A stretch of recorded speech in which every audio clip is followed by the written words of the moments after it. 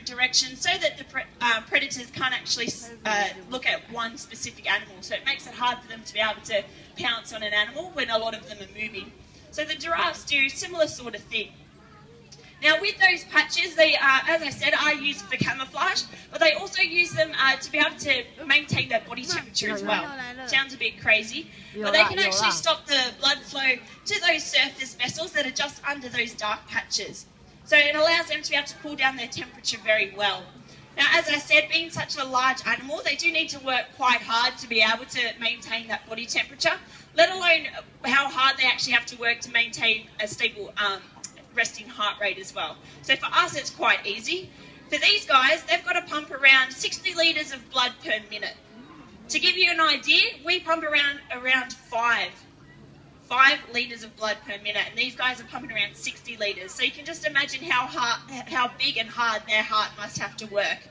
Now, for example, their heart can weigh around 10 kilos and can be up to around 40 centimetres in length.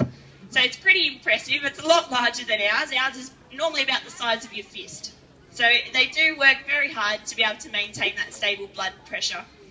Now, another part of their body that weighs around 10 kilos is also their head. Their head can weigh anywhere up to 10 kilos plus.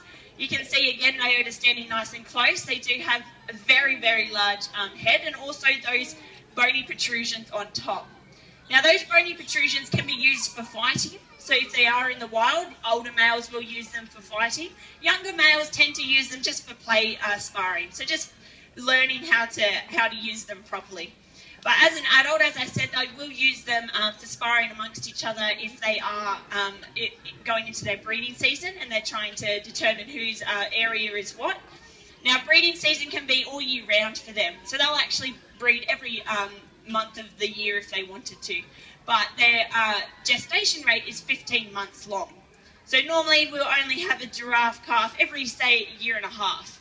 So it does take quite a bit of time, and it is a long time for a calf to be carried by its mother.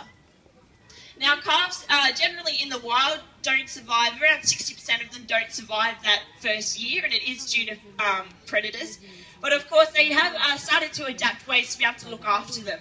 So they do use nursery groups. So mothers will, surround the young and look after them as a whole together, rather than one mother having to look after their calf. And it makes it a little bit easier, and then hopefully a bigger survival rate for them. Now, they are one of the animals that aren't really researched very well. So their research tends to only go for around 5 years, and then someone will stop and say, oh, let's leave it for another year, and then another research project will start. So they are one of those animals that we don't really know a lot about. We do know that their numbers are dropping. So we do know that currently in the last 14 years, they have dropped to around 80,000. Now, it doesn't sound like much, but if you picture how big Africa